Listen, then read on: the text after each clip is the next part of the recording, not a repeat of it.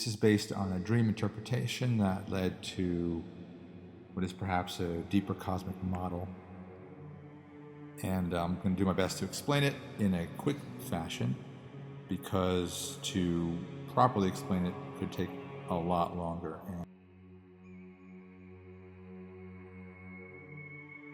If you're familiar with my work, I speak about how we are typically called to the trial and fearing return to the bardo, but that there is a benefit from being called to the bardo and then willing to return to the trial. This is associated with hexagram 50, which is the cauldron. This is a urn that is empty with 3 legs. It's used to cook food for a sacrifice to the gods or spirits, not for the people to eat. And it's called a ding. And this relates to hexagram 50 that is occurring in the trial and the return. And so if you listen to my earlier talks, and I'll try to link to one of them, but the idea is basically a twig snaps and you're suddenly silent in the woods, or the courtroom's busy and then the judge hits a gavel and there's silence, or you're in a room full of talking and someone significant enters the room. This is how we're shocked into silence and stillness. And it's the yang energy that you're using to call yourself into the bardo, into the silence, into the stillness, but then it's purely yin receptive, willing for whatever arises to arise, and particularly you're willing to return to the trial. You're willing to return to the imagination, to the thoughts. So the triangle is usually going clockwise, but we're talking about cultivating a practice of counterclockwise. Okay, so Tree of Life, we've spoken about it many times. On the left side is static, on the right side is dynamic, and it goes from call, trial, return, and bardo, 6, 9, 10 to 1, unless we're trying to cultivate something different where we're moving from 6 up to 1. So the card we got for the call was 6 of Cups. This we associate with fertilization, which allows potential balance of emotions, or as you know, balance of DNA, balance of polarities. The whole premise here is that if you're using call, bardo, return, trial, if you're called to the bardo but willing to return to the trial during your waking hours, then what you're doing is you are cultivating something. Your fertilization is coming as you're no longer called to the trial. You're no longer trying to gain control and establish proof of worth, and you're not fearing a return to the bardo. The fear may be there, but you're not focusing on that. You're just simply being called to the bardo, so therefore your fear of it is diminished. Now, if you're called to the bardo, it means you're cultivating and you're fertilizing a desire to be pure yin and receptive, as Taoism says, stick to the female, be the valley. So then you're moving from 6 to 1. Okay, so for the call associated with this particular dream, and the imagery that came up in it, and we'll touch on it a little bit, but won't go in too deep. Fertilization allows the potential balance of emotions, and then 2 of Wands for the trial, the allies and integration that are coming into the dream, and then the Queen of Swords, which is where revelation but also mystification is occurring, and that's in the return. And then these are the polarities as we understand the Hermetic Kabbalah, which is different than what you'll see online. And we're going to talk a little bit about the link between sphere 6, 9, which is the balancing of the imagination, and also 6 and 8. 8 is the static masculine, the authority figure, conforming, obedient, more of the cultural conformity, loss of the individuality, and this happens early at youth, and especially if your parents are not showing you a healthy way of integrating power structures.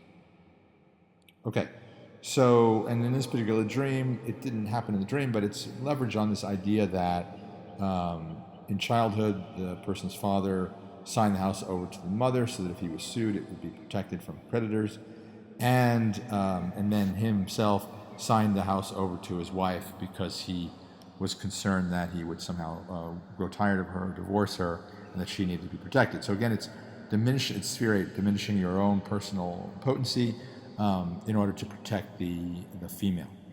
Okay, and the dream talked a lot about that, but we'll get into that a bit. Okay, so the card overall that we're organizing around is the Judgment card, and you'll notice that it's spelled wrong on the wall, and so you have Judgment of the Judgment, and you can see the figures underneath, the person carrying the sword trying to impose their judgments, but there's a divine judgment above them. So in one system, the judgment card, card 20, letter 20 in the Hebrew alphabet, links sphere 6 and 9, so balance the imagination, but others link it to 6 and 8, which is again that authority figure. So at the call, the more emptiness, yin receptive silence that we're holding during the waking hours, the more likely the deeper suppressed thoughts and emotions can arise in sleep. So in other words, in day, if you're able to, allow the anger, grief, fear, and shame, other emotions to come up, the thoughts to come up, and then you, like the twig, like the judge's gavel, you're just saying, let's just bring silence to this. I just want to be paying more attention. I'll talk about this at the very end, how the practice works, and I'll link to a longer talk if I remember to do that. Okay, so hexagram 13, that's concording people, and 6 of cups. This is the association with this idea of cultivating the call to the bardo, the yin receptivity, the listening to thoughts, and then being open to whether they return or new thoughts come. But thoughts come because you're not being fully present. That's my premise. If you're not fully present, it's like the car is nobody driving, or you're asleep at the wheel, so the kids are chattering in the background. And as soon as you are attentive and fully present, thoughts are less likely to come. They're coming because you're not attentive. They're a little panicked. And then 6 of cups obviously links to concording people, and we'll talk more about that and the balance of emotions. Okay, so the judgment card, again, so in this dream, the female figure came in as an ally, the dreamer is male, and it was an accommodation of aiding of him in his battle with the male authority father figure, but also he did an accommodation himself. He kept stuttering the word kill, like, this man is trying to kill me. The man was her father, and but it couldn't come out. It was a little easier when he faced away from the man and toward the woman, but then just did a gesture of the finger across the throat to convey this.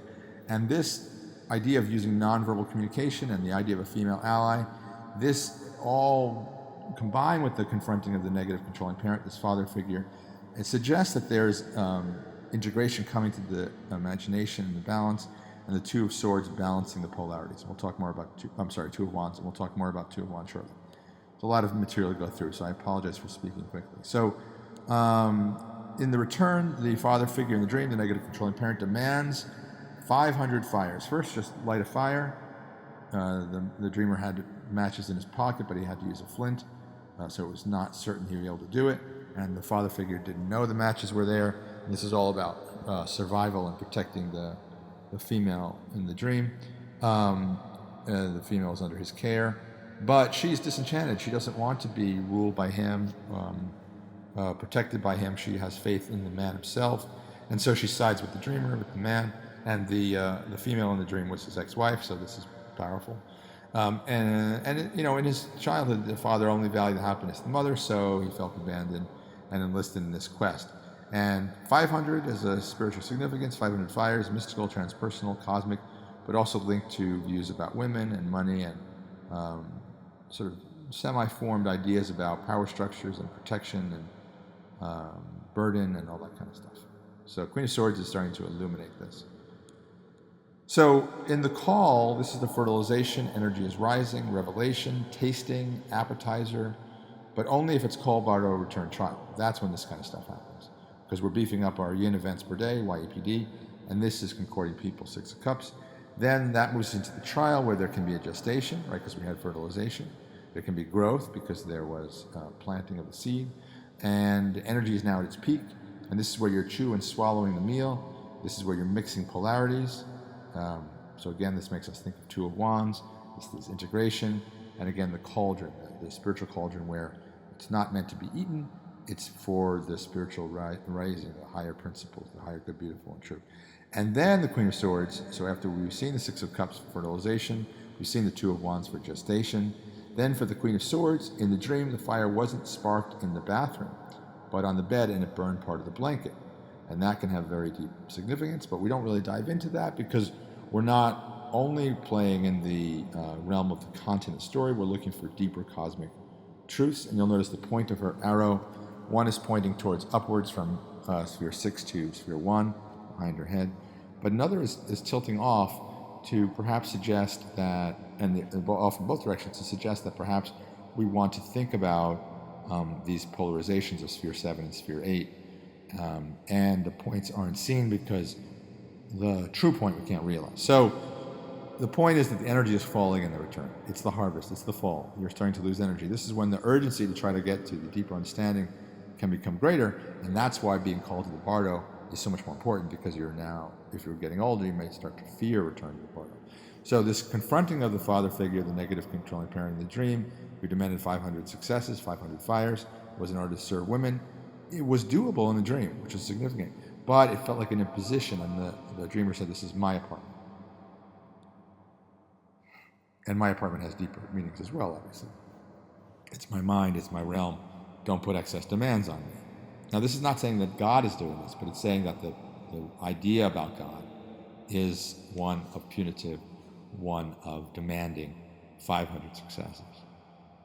Ironically, though, the successes are possible. So even if the demand were happening, it's not an excess of demand. So there's layers upon layers in here. And so other things about the return, the harvest, the fall, not just that energy is falling, not just about the cauldron in this particular case, but also mutation, birth, death, mystery, roots, networks, what's operating below consciousness. Again, you'll see another figure, the two swords on either sides, the negative adaptive child or the negative free child in the subconscious, trying to undermine the other one. This is the idea of iterations, and especially if it's sphere 7, and removal of waste, but that waste material becomes fertilization. So composting, basically.